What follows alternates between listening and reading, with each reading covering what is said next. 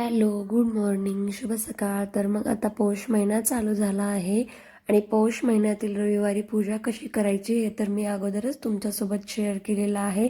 पण त्यामध्ये फक्त मी डिटेल्स सांगितलं की पूजा कशी करायची. पण आपण या आजच्या ब्लॉगमध्ये पूर्ण पाहूयात की मी कशा पद्धतीने सूर्यनारायणाची आणि बालकृष्णाची पूजा केलेली आहे आणि पूर्ण पूजेचे लागणारे साहित्य सर्व काही आपण आजच्या व्हिडिओमध्ये बघणार आहोत. सगळ्यात अगोदर आपल्याला जिथे पूजा करायची तिथला फ्लोअर पूर्ण स्वच्छ करून घ्यायचा आहे, झाडून पुसून. आणि नंतर एक तिथं पाट स्थापन करायचा आहे. आपण नंतर त्या पाटावर एक प्लेट किंवा वाटी काही पण ठेवूया जेणेकरून त्यात बालकृष्णाला ठेवता येईल. नंतर आपण त्यामध्ये बालकृष्णाला स्थापन करूया आणि अगोदर पाण्याने आणि नंतर दुधाने अशा पद्धतीने आपल्याला बालकृष्णाचा अभिषेक करून घ्यायचा आहे. मी अगोदरच्या व्हिडिओमध्ये पण तुम्हाला सांगितलेलं आहे की ही पूजा आपल्याला सूर्य उगवायच्या अगोदर करायची आहे, म्हणजेच 7-7:30च्या अगोदर आपल्याला ही पूजा करायची आहे. बालकृष्णाचा सुंदर असा अभिषेक आपल्याला पाण्याने आणि दुधाने करून घ्यायचा आहे. तुम्ही पाहू शकतात मी कशी करते, त्या पद्धतीने आपल्याला बालकृष्णाचा अभिषेक करायचा आहे. आपल्याला अशा प्रकारे छान असा बालकृष्णाचा अभिषेक करून घ्यायचा आहे. आणि मी पूजेचं साहित्य तुम्हाला अगोदरच्या व्हिडिओमध्ये पण सांगितलंच होतं आणि ह्या व्हिडिओमध्ये पण मी पाठावर बालकृष्णाचा अभिषेक करण्या अगोदर एक ताट ठेवलं होतं. तर त्या ताटामध्ये मी पूर्ण साहित्य तुम्हाला दाखवलेलं आहे की मी ताटामध्ये काय काय साहित्य घेतलं आहे. आता आपण छान असा बालकृष्णाचा अभिषेक करून झाला की हे जे कृष्णाला आपण घातलेलं स्नानचं जे हे पाणी आहे ते आपण झाडांना टाकायचं. हे पाणी कुठेही पायंदळी टाकू नये. छान असं आपल्या झाडांना फुलाच्या वगैरे आपण हे पाणी टाकून द्यायचं आहे. आणि नंतर त्याच पाटावर आपण छान अशी लाल किंवा लाल पिवळ्या रांगोळीने सूर्याची रांगोळी काढून घ्यायची आहे किंवा सूर्यनारायण काढून घ्यायचे आहेत. आज पौष महिन्यातल्या रविवारी सूर्यनारायणाची पूजा केली जाते, म्हणून आपल्याला अशा पद्धतीने पाटावर सूर्यनारायण काढून घ्यायचे आहेत आणि नंतर त्यावर बालकृष्णाला स्थापन करायचं आहे. आता आपण छान हळदी आणि कुंकुम वाहून घेऊयात. तर ही पूजा आपण तुळशीपाशी बांधायची आहे, कारण तुळशीच्या जवळ सूर्यनारायण नंतर आल्याच्या नंतर ही पूजा त्यांच्या समोर बांधली जाते, म्हणून आपण तुळशीच्या बाजूला ही पूजा नक्कीच बांधू शकतो. आता आपण या पूजेला पिवळ्या कलरचं फूल व्हायचं आहे. माझ्याकडे कुठलंही शेवंती वगैरे फूल नव्हतं, म्हणून मी हे फूल आमच्या खाली होतं ते वाहून घेतलं. करडीचं फूल असेल तर अगदी उत्तम. आजच्या पूजेला करडीच्या फुलाचा मान आहे, त्यामुळे करडीचं फूल जर तुम्हाला भेटलं तर खूप छान.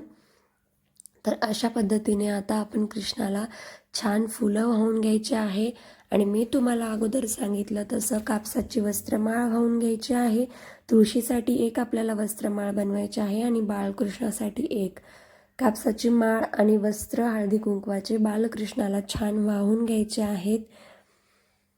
आणि नंतर फुले. ह्या पूजेला जेवढं शेतीतलं सामान असेल तेवढं चांगलं. मला जेवढं ॲवेलेबल होतं तेवढं मी घेतलं, जसं की गाजर, पेरू, ॲपल, वाटाण्याची शेंग, हरभऱ्याचा डहाळा, ऊस, बोरं असे. पण हे पदार्थ मला नाही, हे फळं किंवा हे शेतीतल्या वस्तू मला नाही भेटू शकल्या, म्हणून जेवढ्या माझ्याकडं ॲवेलेबल होत्या मी तेवढ्या ठेवलेल्या आहेत. जर तुम्हाला ॲवेलेबल होत असेल तर ऊस,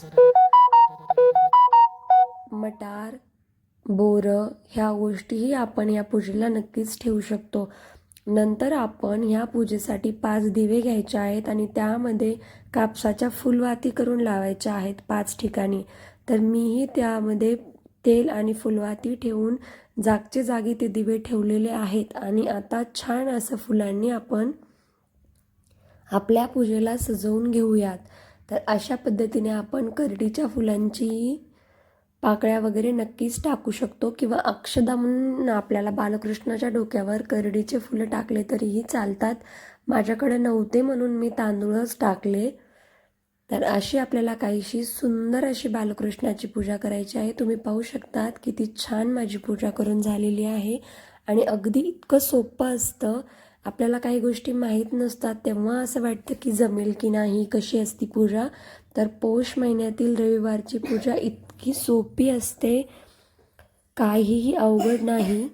आता आपली पूजा करून झालेली आहे. आता आपण जे दिवे ठेवलेले आहेत तर ते छान दिवे लावून घेऊयात आणि बालकृष्णाची मस्त अशी आरती म्हणून घेऊयात आणि नंतर सूर्यनारायणाची. तर सूर्यनारायणाची आरती बऱ्याच ठिकाणी वेगवेगळी म्हटली जाते. आजकाल तर इंटरनेटमुळे सोपं झालेलं आहे. आपण यूट्यूबला सर्च मारून सूर्यनारायणाची आरती नक्कीच पाहू शकतो आणि पाहून आपण आरती म्हणू शकतो.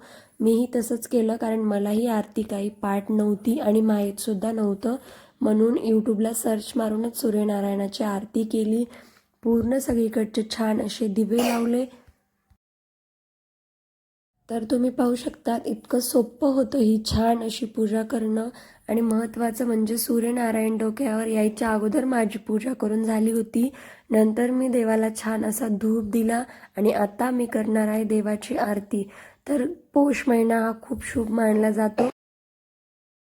पौष महिना हा खूप शुभ मानला जातो आणि या महिन्यामध्ये आपण सूर्यनारायणाची पूजा नक्कीच करावी आणि या रविवारी उपवास वगैरे बायकांनी करावा. आणि विशेष म्हणजे ह्या महिन्यामध्ये ज्या बायका उपवास करतात तर हा उपवास दिवस मावळायच्या अगोदर म्हणजेच 5-6च्या अगोदर आपल्याला हा उपवास सोडायचा असतो. तर अशा पद्धतीने आपण आणि सकाळी एकदा फराळ करूनही आपण हा उपवास करू शकतो. तर प्रत्येक लग्न झालेल्या मुलींनी किंवा बायकांनी हा उपवास करावा व अशा पद्धतीने सूर्यनारायणाची पूजा करून याच दिवशी आपण आपल्याला पौष रविवारची कथा वाचावी. याची पोथी पण भेटते. जर तुमच्याकडे नसेल तर तुम्ही यूट्यूबला पण याची कथा नक्कीच वाचू शकतात. तर अशा पद्धतीने काहीशी आपल्याला पूजा करायची आहे जशी मी केली आणि खरंच खूप जास्त प्रसन्न वाटतं, कारण या पूजेचं एक विशेष महत्त्व म्हणजे ही सकाळी करायची आहे. आणि सकाळी जर आपण लवकर उठलो तर आपल्याला ॲटोमॅटिकली फ्रेश फील होतंच आणि सूर्य उगवायच्या अगोदर आपली पूजा बाकी सर्व गोष्टी छान असं घरात सगळीकडे धूप वगैरे अशा पद्धतीने आपल्याला दिवे वगैरे सगळीकडे लावून छान अशी पूजा करायची आहे. आणि आता आपण आरती लावायला घेऊयात आणि मस्त अशी सर्च मारून यूट्यूबला आपण नारायणाची आरती करून घेऊयात. हवं तर आपण अगोदर गणपती बाप्पाची आणि नंतर सूर्यनारायणाची आरती पण करू शकतो. आपल्या आपल्या इच्छेनुसार किंवा आपल्या साईडला किंवा प्रत्येक ठिकाणी वेगवेगळ्या भागांमध्ये वेगवेगळ्या प्रकारे ही पूजा करू शकतात. तर तुमच्या भागामध्ये ज्या पद्धतीने ही पूजा केली जाते त्या पद्धतीनेही तुम्ही नक्कीच करू शकतात. किंवा माझंही या पूजेमध्ये काही चुकलं असेल तर तेही तुम्ही कमेंट करून नक्कीच मला कळवा, म्हणजे मलाही ते लक्षात येईल. आणि आता आपण सूर्यनारायणाची पूजा करून नंतर आपल्याला तुळशीचीही पूजा करायची आहे. तर तुळशीचीही पूजा करणं अतिशय सोपं आहे. हळदी कुंकुम अक्षदा वगैरे व्हायच्या आहेत आणि आरती करायच्या अगोदर आपल्याला निरंजनचीही पूजा करायची आहे. निरंजन म्हणजे दिवा. दिव्याला कधीही आरती करायच्या अगोदर किंवा दिवा लावायच्या अगोदर हळदी कुंकुम आणि 2-4 तांदूळ म्हणजे अक्षदा आपल्याला अर्पण करायचे आहेत आणि एक फूल अशा पद्धतीने आपल्याला दिवा लावून घ्यायचा आहे. आणि नंतर मी जसं म्हटलं त्याप्रमाणे यूट्यूबला पाहून आपण सूर्यनारायणाची, गणपती बाप्पाची किंवा बालकृष्णाची म्हणायची असेल तर त्या आपल्या साईडला ज्या पद्धतीने असेल त्या पद्धतीने आपण नक्कीच आरती करू शकतो. तर एवढंसं सोपं आहे. ही आरती केल्यानंतर तुळशीची आपण छोटीशी पूजा करणार आहे. हळदी कुंकुम, वस्त्रमाळ, फूल, अक्षदा व्हायचं आहे आपल्याला आणि तुळशीला आपल्याला जल अर्पण करायचं आहे म्हणजे पाणी. आणि परत जे आपण अभिषेक करतावेळी श्रीकृष्णाला दूध अर्पण केलेलं आहे तेही आपल्याला तुळशीला थोडंसं दूध अर्पण करायचं आहे. आणि अशा पद्धतीने आपल्याला तुळशीचीही पूजा करून घ्यायची आहे. तर अशी असते आजची पौष रविवारची पूजा आणि पूर्ण त्याला लागणारी सामग्री, आरती आणि पूजेची मांडणी वगैरे. तर कसा वाटला माझा हा व्हिडिओ कमेंट करून नक्की कळवा. व्हिडिओ आवडला असेल तर लाईक, कमेंट, शेअर आणि माझ्या चॅनलला सबस्क्राईब करायला विसरू नका. तुम्हाला आणखी असेच नवनवीन व्हिडिओज हवे असतील तर मी माझ्या चॅनलवर अपलोड केलेले आहेत. तुम्ही माझ्या चॅनलला नक्कीच जाऊन व्हिजिट करा. तुम्हाला असेच हेल्पफुल व्हिडिओ पाहायला मिळतील आणि या व्हिडिओमधून तुम्हाला बरंचसं काही शिकायला भेटेल किंवा काही पूजेविषयी वगैरे तुम्हाला माहीत नसेल तर तेही तुम्हाला मदत होईल. व माझंही काही चुकलं असेल तर तेही तुम्ही कमेंट करून नक्कीच सांगू शकतात. आपण आणखी भेटूयात व आपली पूजा आता आपण कंटिन्यू करूयात. तर जवळपास आपली आरती करून झालेली आहे आणि आपल्याला आता देवाला प्रसाद अर्पण करायचा आहे. तर आता तुमचा प्रश्न असा असेल की प्रसाद व नैवेद्य म्हणजे काय असतं आजच्या दिवशी.